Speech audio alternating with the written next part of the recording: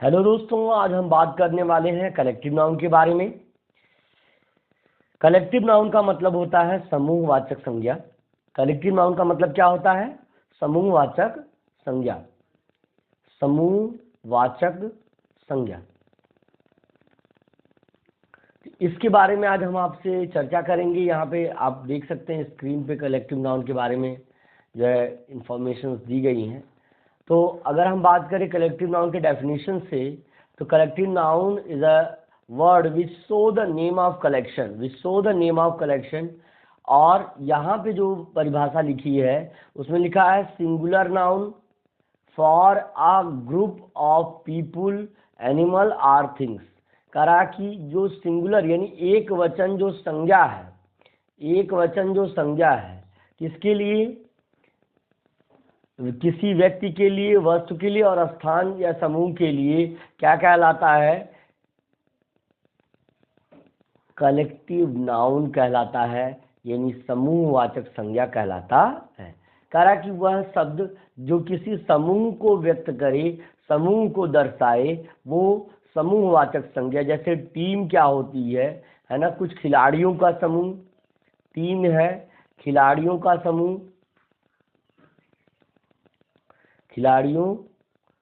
समूह। फिर उसी प्रकार से अगर हम कहें क्राउड का मतलब होता है भीड़, है ना? फैमिली का मतलब होता है परिवार, यानी परिवार के सदस्यों का समूह, है ना? परिवार के सदस्यों का समूह। फिर उसके बाद पैक है। पैक मतलब होता है जैसे आप ये कह सकते हैं पैक आप जो है पैक आप बर्ड कह सकते हैं, या किसी भी चीज़ का समूह है ये, यानी एक समूह को हम कह सकते हैं, समूह को व्यक्त करने के लिए। बंच का मतलब होता है गुच्छा, जैसे अंगूर का गुच्छा होता है। और पाइल जैसे ढेर से संबंध है, ढेर है, जैसे पाइल ऑफ गार्बेज हम कह सकते हैं, पाइल ऑफ गार्बेज यानी आप कह सकते हैं कि जैसे कूड़े का ढेर। तो कहने का मतलब है कि ऐसा शब्द जो किसी समूह को दर्शाता हो, ग्रुप को दर्शाता हो, तो ऐसे शब्द को कलेक्टिव नाउन कहते हैं। ठीक है ना? इतना समझ में आ गया प्यारे बच्चों? चलिए अब आगे चलते हैं, अगला देख लेते हैं। बंच के बारे में जान लेते हैं। बंच मतलब होता है गुच्छा। अभी इसके बारे में आपने पढ़ा और मैं आपको इससे संबंधित बता रहा हूँ कि किसको किसको हम कह सकते हैं बंच।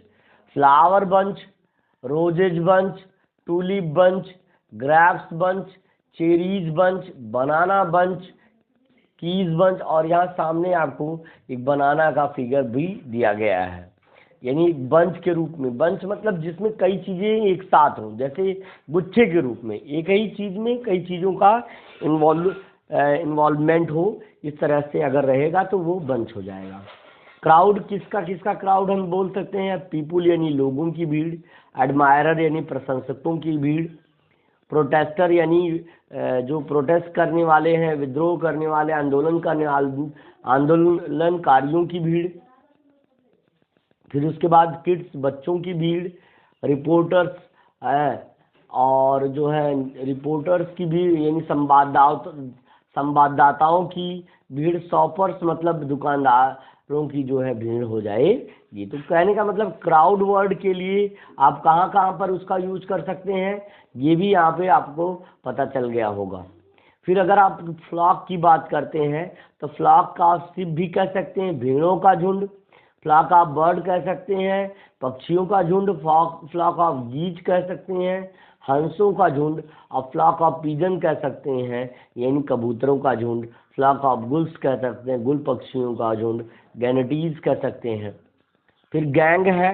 गैंग का मतलब होता है, जैसे लोग कहते हैं गैंग बना रहे हो, गैंग पहली बात ऑड वर्ड है ही है, ये एक विषम शब्द एक तरीके से है, ऑड वर्ड है।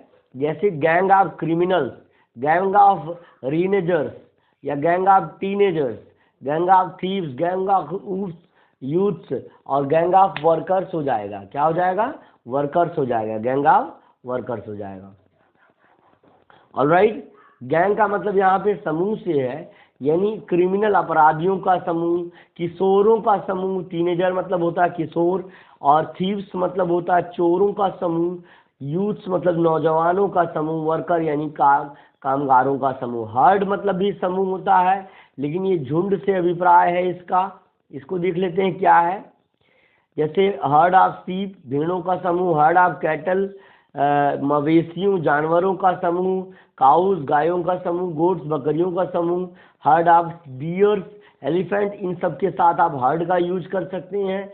ऑलराइट, ये सभी आपको बहुत अच्छे से एक्सप्लेन किया गया है ना। जानकारी पसंद आ रही हो तो लाइक शेयर सब्सक्राइब जरूर कर दीजिए। कि जितने लोग भी आए हैं, जितने लोग भी क्लास में ज्वाइन है, सभी लोग एकदम लाइक जरूर कर दीजिएगा, ठीक है। चलिए चलते हैं आगे। फिर बात आती है पैक की। तो पैक की बात आती है, कार्ड है, सिगरेट है, डॉग है, हाइना है, और लाइज है, वॉल्स है, और हाउंड है। ये सब क्या है, इसको पैक भी हम कह सकते हैं।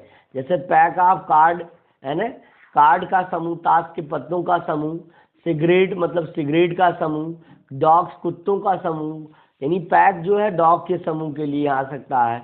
हाइनाज मतलब लकड़बग्घों का समूह भाई। तो कहने का मतलब ये है कि आपको यहाँ पे क्लियर हो गया कि कैसे हमको कहाँ पर जो है इनका प्रयोग करना है। अब देखिए इनके बाद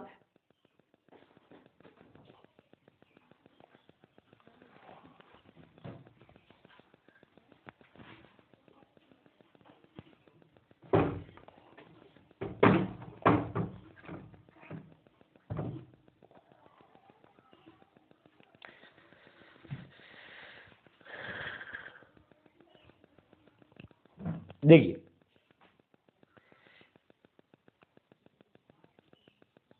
अब इसके बाद आपको यहाँ पे कुछ जानवरों के चित्र यहाँ पे देखने को मिल रहे हैं। ये है आपका एलिगेटर, है ना, घड़ियाल है। तो कह रहा है एक कॉन्ग्रेगेशन, कॉन्ग्रेगेशन याद रखिए, इसके समूह को कॉन्ग्रेगेशन कहते हैं। घड़ियालों का जब झुंड देखेंगे तो आप उसको कहेंगे एक कॉन्ग्रेगेशन, कॉन्ग्रेगेशन ऑफ एलिगेटर्स, यानी आप कह सकते हैं घड़ियालों का समूह, ठीक है ना। फिर उसके बाद अगर हम कहेंगे चींटियों की, तो एक कॉलोनी और आर्मी, है ना। जैसे हम लोगों के लिए आर्मी सुरक्षा करती है, वैसे चींटियों की अपनी आर्मी होती है। इसको हम आर्मी या कॉलोनी भी कह सकते हैं। बंदर है मान लीजिए, या फैमिली ऑफ बीवर्स, बीवर मतलब होता है उदबिलाव, उदबिलाव है ना, उदबिलाव, ऑटर्स या उदबिलाव लगभग सिमिलर फैमिली के मेंबर्स होते हैं। ये फैमिली ऑफ, तो जैसे हम लोग अपनी फैमिली कहते हैं, वैसे बीबर्स की भी अपनी फैमिली कहेंगे। झुंड को, जो उदबिलाओं के झुंड है, उनको हम फैमिली ऑफ बीबर कहेंगे। फैमिली वर्ड जो हो जाएगा कलेक्टिव नाउन हो जाएगा। ये स्वार्म ऑफ बीज, मधुमक्खियों के झुंड को स्वार्म कहते हैं। और उसके बाद जो है कारावान ऑफ कैमल्स, है ना, कारावान ऑफ कैमल्स यानी ऊंटों का झुंड हो जाएगा। एन आर्मी आर, देखिए एन आर्मी आर नॉट लिखा है भाई मेरे, नॉट है ना, नॉट या कॉलोनी। मेढक के जो परिवार के समूह या मेढक की जो समूह को हम आर्मी, नॉट या कॉलोनी के नाम से जान सकते हैं। इसका मतलब होता है मेढकों का समूह। अब अगर हम बात करेंगे क्लच की, तो ये क्लच ऑफ चिक्स यानी चूजों का समूह भाई। किसका? चूजों का समूह हो जाएगा। फिर इसके बाद अगर हम गायों को कहेंगे, ये हर्ड ऑफ काउज, यहाँ हमने भी आपको बताया है। और फिर इसके बाद अगर गधों के समूह को कहेंगे भैया, तो ए ड्रोव ऑफ डंकीज हो जाएगा।